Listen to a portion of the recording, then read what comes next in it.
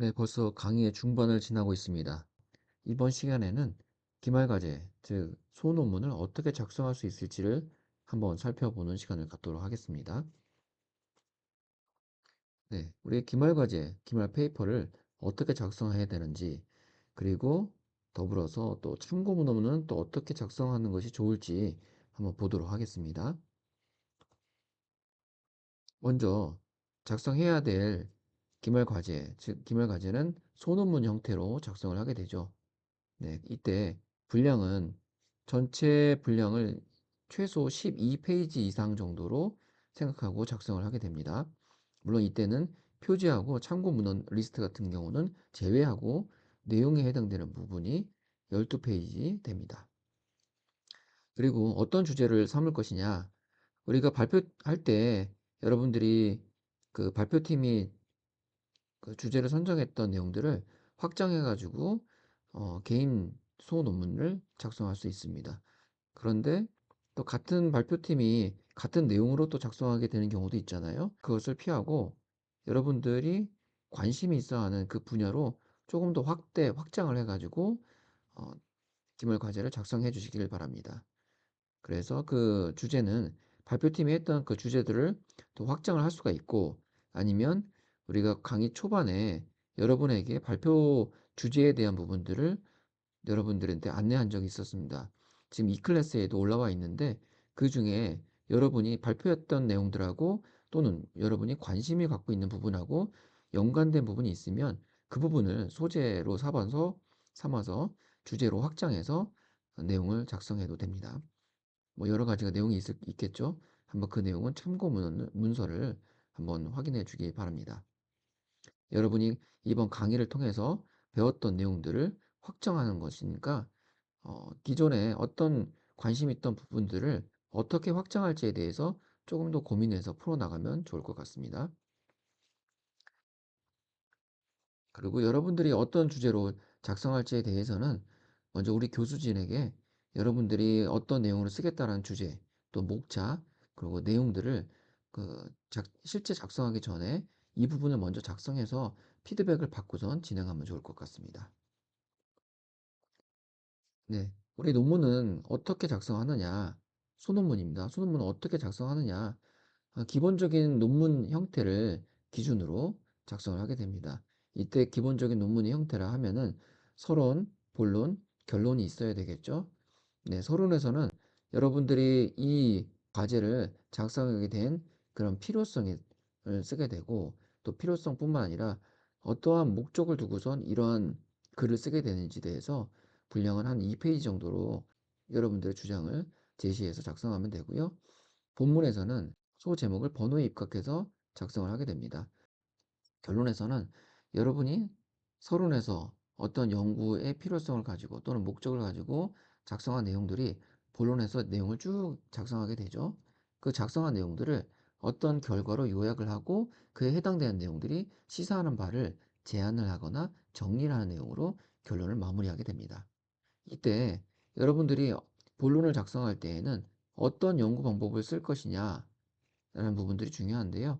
이럴 때는 여러분들이 기존 논문에서 사용할 수 있는 여러 가지 연구 방법을 사용하는 데에는 어려움이 있기 때문에 여러분이 접근할 수 있는 방법으로는 문헌 연구를 위주로 작성하는 방법이 있습니다.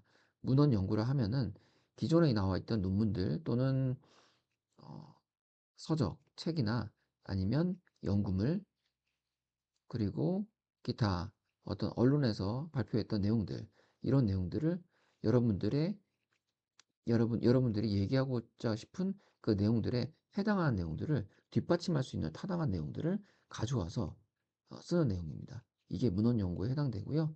또 필요에 따라서는 여러분들이 어떤 내용들, 내가 알고 싶었던 내용들을 해당 관련된 사람들을 설문을 한다거나 기존에 설문이 되어 있던 내용들을 차용해서 가져와서 여러분들이 하고 싶은 내용들의 근거로서 활용하여 글을 작성할 수 있습니다.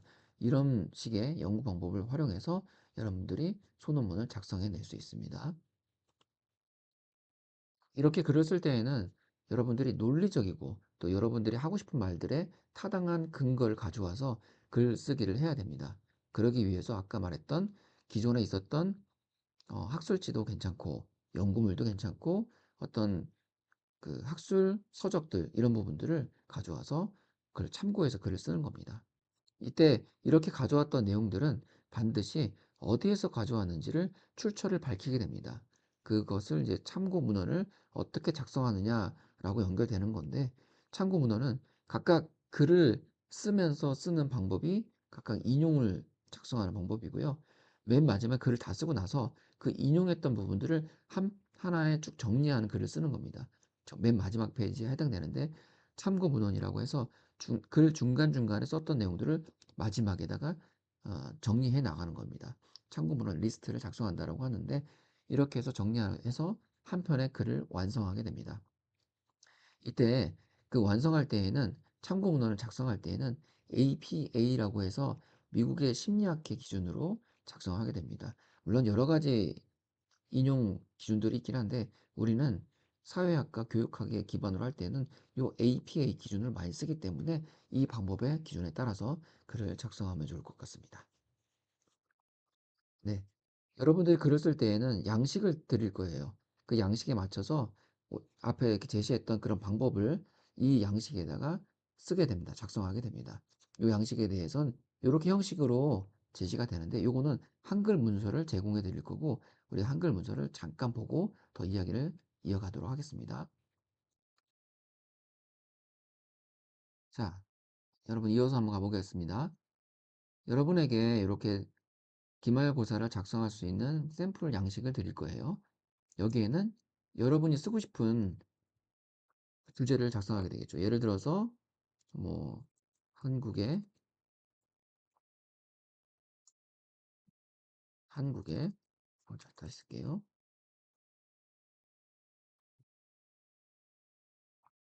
여기에 여러분의 주제를 작성하게 됩니다. 한국의 고교 학점 제도가 진학에 미치는 진학에 주는 함이,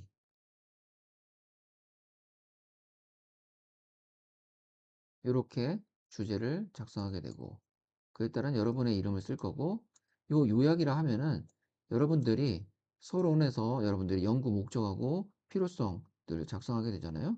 그런 내용하고 본론 내용에서 그 내용들을 여러분이 말하고자 하는 내용들을 쭉 작성하게 되겠죠.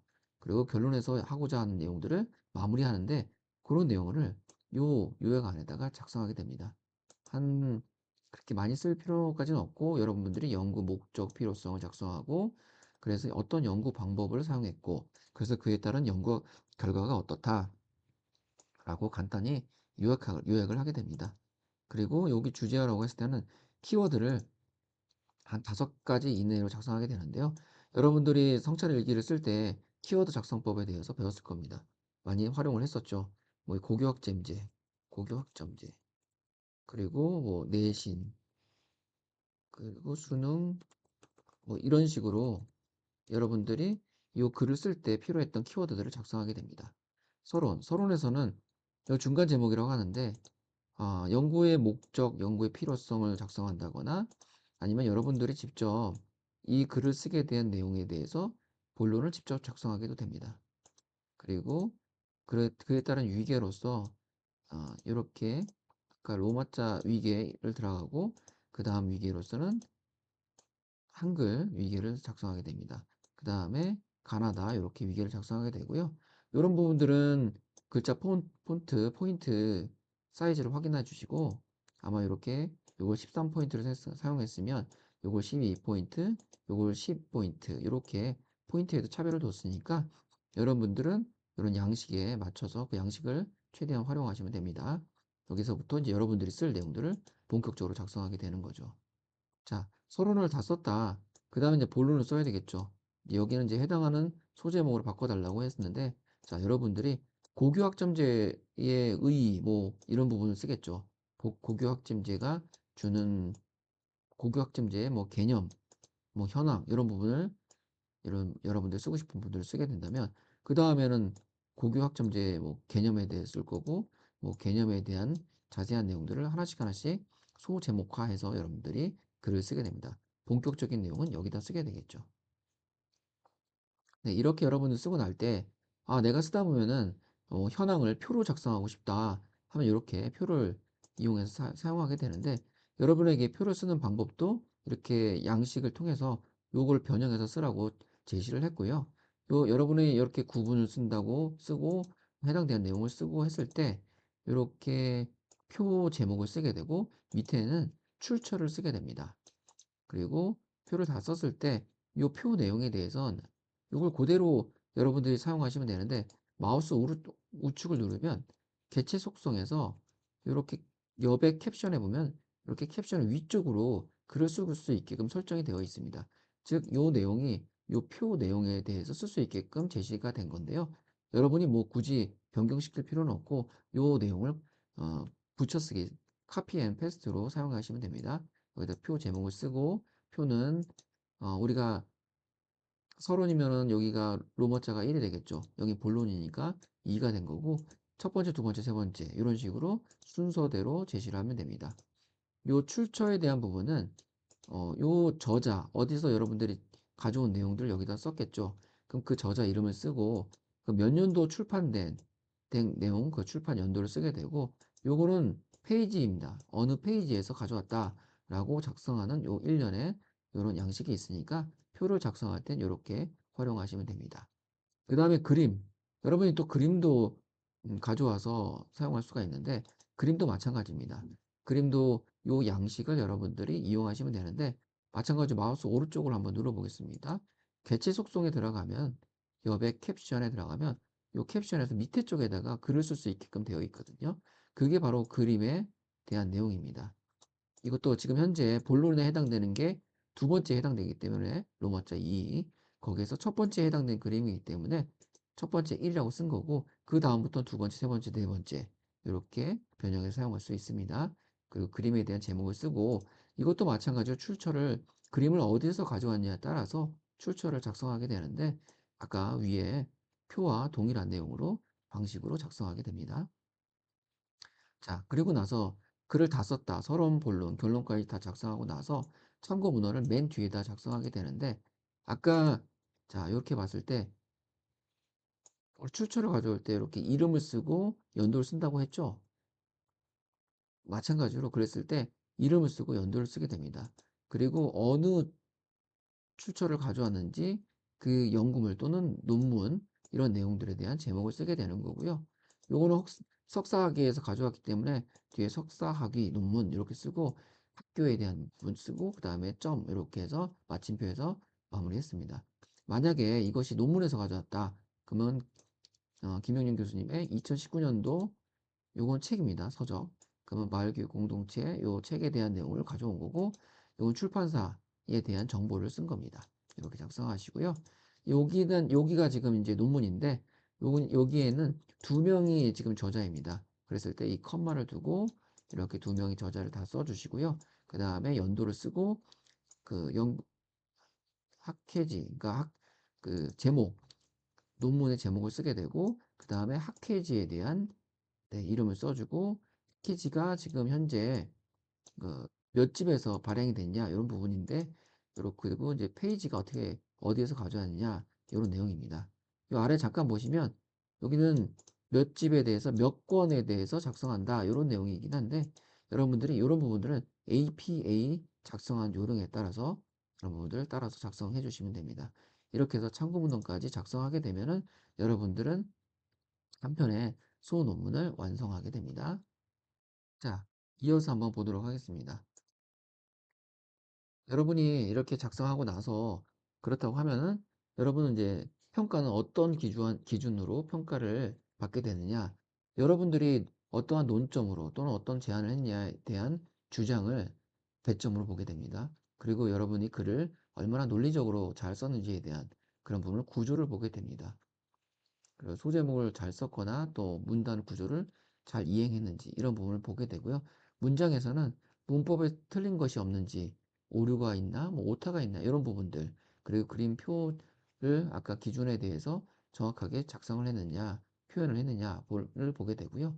인용 및 참고 문헌들은 어 해당 기준에 따라서 잘 작성을 했느냐, 그리고 표절이란 부분이 있으면 안 되겠죠. 그리고 우리가 챗GPT를 가져와서 글을 작성할 경우에는 우리가 수업에서 안내했듯이 그 GPT를 가져왔을 때 어떻게 인용하는지 그 인용 방법에 따라서 작성을 꼭 하셔야 된다라는 부분을 추가적으로 말씀을 드립니다. 그리고 이에 따른 요 정확한 주장 구조, 문장 인용 참고에 대한 해당 배점은 우리가 그 E클래스에다가 이 같은 이에 해당되는 문서를 첨부 문서를 올려 놨으니까 그 문서를 확인하시면 되고요. 우리 강의를 끝나는 그 종강날 기말고사 주간에 주말까지 해서 잘 작성하시고 E클래스 과제란에다가 파일을 업로드 하시기 바랍니다. 시간이 많이 걸릴 수 있으니까 한 번에 몰아서 한다는 생각보다는 차근차근 서론을 먼저 작성해 보고 본론을 작성해 보고 결론을 작성해 본다라고 이렇게 생각하면서 작성하시기 바랍니다. 이상입니다.